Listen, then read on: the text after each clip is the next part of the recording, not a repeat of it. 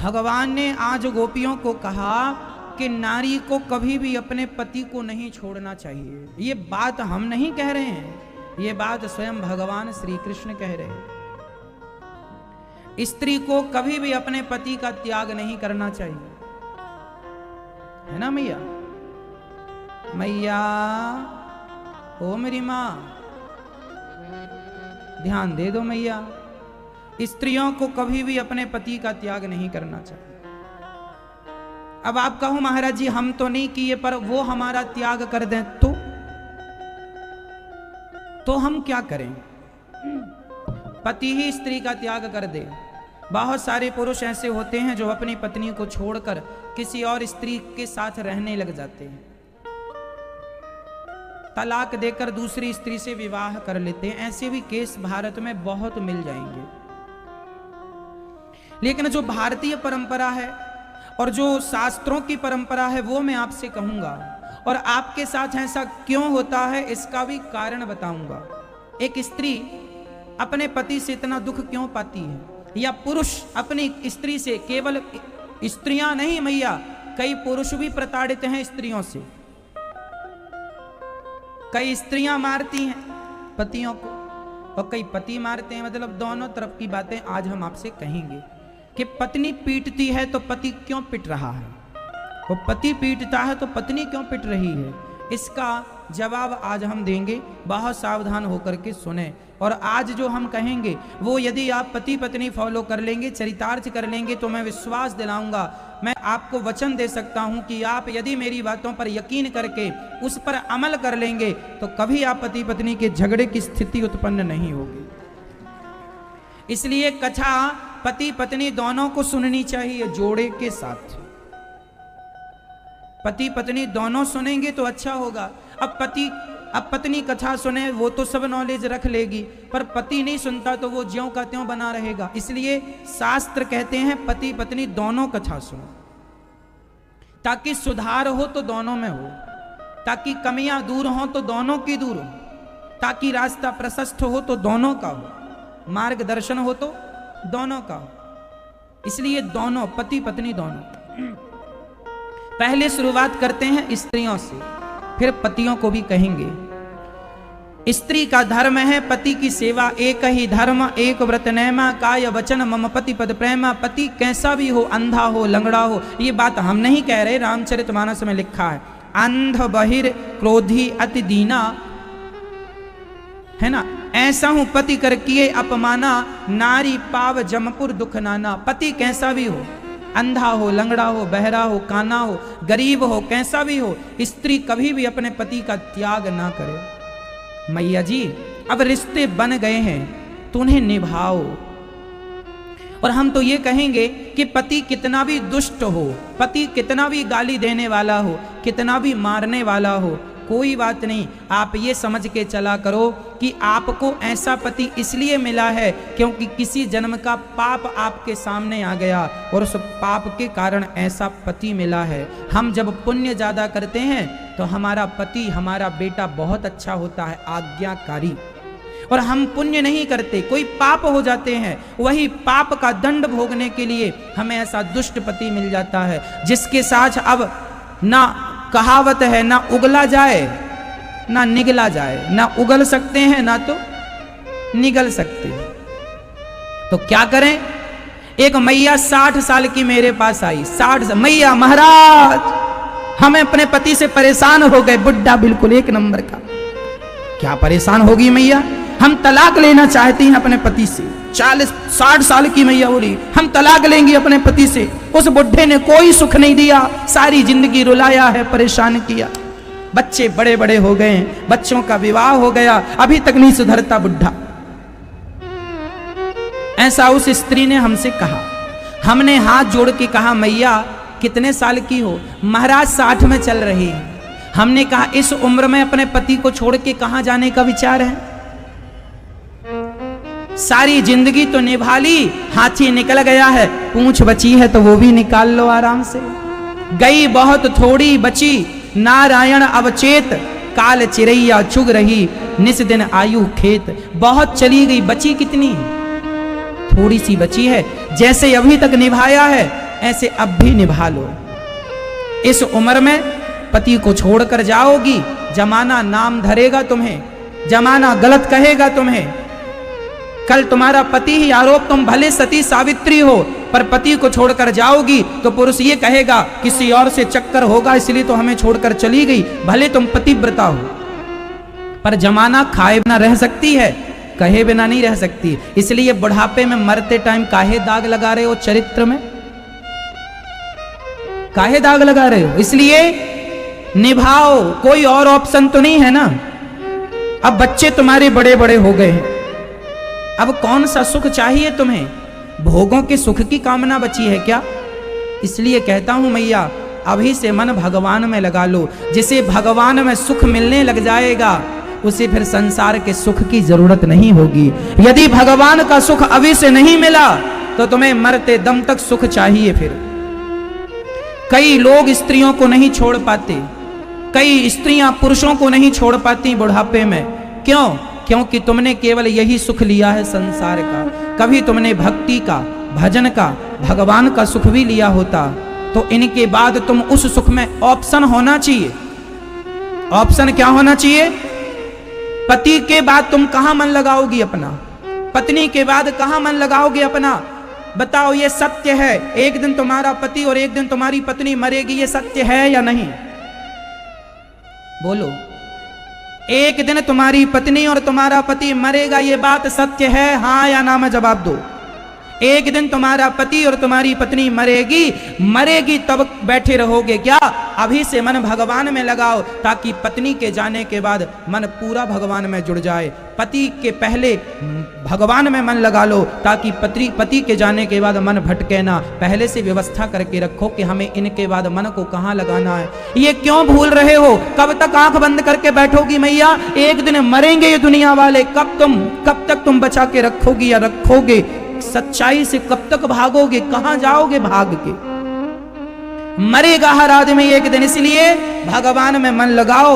वही तुम्हारा बुढ़ापे का सहारा है, वही तुम्हारे जीवन का सहारा है। और उसमें मन लग गया ना मैया तो मैं फिर कहता हूं कि उनके बाद फिर कहीं मन को लगाने की जरूरत नहीं पड़ेगी। नहीं तो सारी जिंदगी तुम मन को डुलाती फिरोगी, तुम्हें शांति मिलने वाली नहीं है। लगाते रहो अपना मन। मन की इच्छाएं किसी की पूरी हुई कि तुम्हारी हो जाएंगी। इसलिए अभी से मन भगवान में लगाओ और ये मान के चलो कि ये दुनिया के लोग एक दिन चले जाएंगे। या तो पहले पत्नी जाएगी या तो पहले पति, तीसरा कोई ऑप्शन नहीं है। या फिर दोनों साथ में जाओगे। क्यों जी? सही है। इसलिए मैया, पति जैसा है उसे स्वीकार करो। तुम्हारा पति गलत है, दुष्ट है, तुम्हारे पापों का दंड मिल रहा है। न देना दोष किस्मत को, विपत्ति तो सब पे आती है। हर आदमी अपने पापों का दंड भोगने आया है। तुम भी भोग रही हो या भोग रहे हो। किस पर दोष दोगे? राम जी के वनवास जाने का कारण कौन है बताओ मुझे। राम जी जिनकी मर्जी के बिना पत्ता ना हिले, क्या उन्हें माता कैकेयी या माता मंथरा उन्हें वनवास भेजेगी? ताकत है मंथरा में और ताकत है कैकेयी मां में। जिस परमात्मा की इच्छा के बिना पत्ता ना हिलता हो उस परमात्मा को वनवास कैकेयी मां क्या भेजेंगी और मंथरा क्या वनवास भेजेगी? राम जी को तो वनवास जाना ही था, कैकेयी तो निमित्त बन गई। राम जी वनवास क्यों गए? क्योंकि राम जी वनवास इसलिए गए क्योंकि राम जी के वनवास इसलिए हुआ, राम जी को भी अपने कर्मों का दंड भोगना था। क्या कर्म दंड थे? हाँ, राम जी को पिछले जन्म में नारद जी ने श्राप दिया था। ये बात रामचरितमानस में लिखी है। एक बार नारद जी का मन हुआ कि मैं विवाह कर लूं विश्व मोहिनी से। तब भगवान वहां गए और विश्व मोहिनी ने भगवान के गले पे माला पहना दिया। नारद जी ने कहा था अपना रूप हमें दे दो, तो भगवान ने नारद जी को बंदर बना दिया था। तब नारद जी आग बबूला हो गए और उन्होंने श्राप दे दिया, जैसे मैं स्त्री के वियोग में तड़प रहा हूं आपको भी स्त्री के वियोग में तड़पना पड़ेगा। जैसे मुझे बंदर बनाया आपको भी बंदरों का सहयोग लेना पड़ेगा। वो श्राप दिया था नारद जी ने पिछले जन्म में, पिछले युग में। तो उस पाप का, उस श्राप का परिणाम राम जी को भी भोगना पड़ा, भगवान को भी वनवास जाना पड़ा। जबकि भगवान चाहते तो श्राप को मैट सकते थे, टाल सकते थे। वो भगवान है, सर्व सामर्थ्य, कर तुम अकर तुम अन्यथा कर तुम सर्व सामर्थ्य। वो भगवान है, सब कर सकते, लेकिन नहीं, विपत्ति भगवान पर भी आई, कर्मों का दंड उन्हें भी भोगना पड़ा, तो तुम और हम इंसानों को नहीं भोगना पड़ेगा? इसलिए किसी को दोष नहीं। पति जैसा है गालियां देता है, चुप रहा करो। जब पति गालियां दे तो भगवान का स्मरण किया करो, श्रीमन नारायण श्रीमन नारायण, हे नारायण मेरी रक्षा करो, हे नारायण मेरी रक्षा करो। कोई आपका अपमान करे, पति अपमान कर रहा है, गालियां दे रहा है, तुरंत भगवान का स्मरण मन से करने लग जाओ, हे प्रभु मेरी रक्षा करो, मुझे इतनी शक्ति दो कि मैं ये गालियां सहन कर सकूं, मुझे इतनी शक्ति दो प्रभु मैं ये अपमान सहन कर सकूं। मेरी माँ मेरी बहन सहन करना पड़ता है, करना पड़ता है। नहीं करोगे तो फिर ऑप्शन बताओ, फिर भाग कर दूसरे से विवाह करोगी? तो ये भारत का संस्कार नहीं। क्या गारंटी कौन लेगा कि तुम्हें दूसरा पुरुष सुख देगा? एक पुरुष सुख ना दे सका पति तुम्हारा, तो तुम कल इसे छोड़कर दूसरे पुरुष के संग जाओगी, तो बताओ क्या भरोसा कि तुम्हें वहां से सुख मिलेगा? कौन लेगा इस बात की गारंटी? इसलिए हमारे भारत में रिश्तों को निभाने की बात है, इसलिए जो हिंदी है वह रिश्ता तोड़ने की बात नहीं करती। उर्दू में एक शब्द है, एक वाक्य है जिसे तलाक कहते हैं। उर्दू में क्या कहते हैं रिश्ता तोड़ने को? तलाक। इंग्लिश में डिवोर्स कहते हैं। डिवोर्स दे दिया मतलब रिश्ता खत्म, तलाक दे दिया मतलब रिश्ता खत्म। हिंदी में एक भी ऐसा शब्द बताओ जिस शब्द को कहकर रिश्ता तोड़ दिया जाए। कहो हिंदी में कौन सा शब्द है? तलाक उर्दू का शब्द है, उर्दू का वाक्य है। डिवोर्स इंग्लिश है, हिंदी में बताओ क्या है? हमारी जो मातृभाषा हमें पढ़ाई जाती है ना मेरी माँ मेरी बहनों, वो मातृभाषा भी हमें रिश्ता तोड़ने की अनुमति नहीं देती। वो जोड़ना तो सिखाती है, तोड़ना नहीं सिखाती।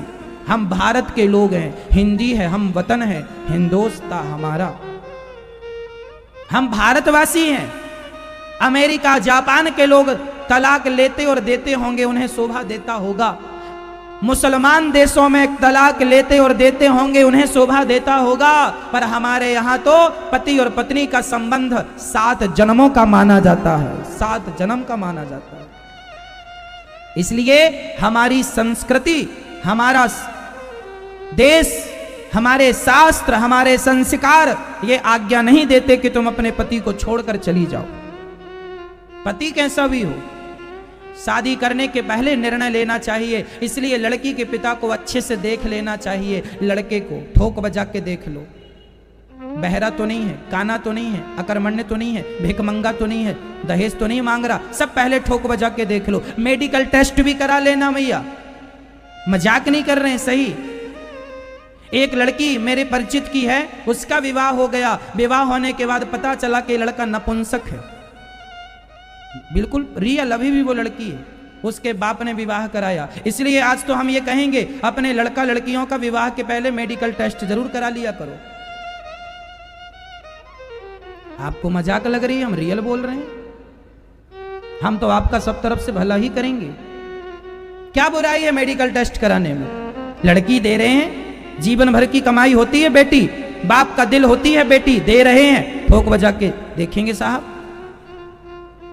लड़की लड़के को अच्छे से नहीं देखते आजकल माँ बाप, इसलिए बाद में रोना पड़ता है। इसलिए अच्छे से देखा करो। लड़का शराब तो नहीं पीता, शराबी को लड़की ना दे देना, नहीं जिंदगी भर रोएगी तुम्हारी लड़की। गंजेड़ी को लड़की ना दे देना, जिंदगी भर रोएगी तुम्हारी लड़की। अकर्मण्य को ना दे देना अपनी लड़की। अकर्मण्य बैठा है, कोई काम नहीं करता, टीवी देखता दिन भर, क्रिकेट, ऐसे से बिल्कुल ना करना, ये किसी काम का नहीं, निकम्मा है।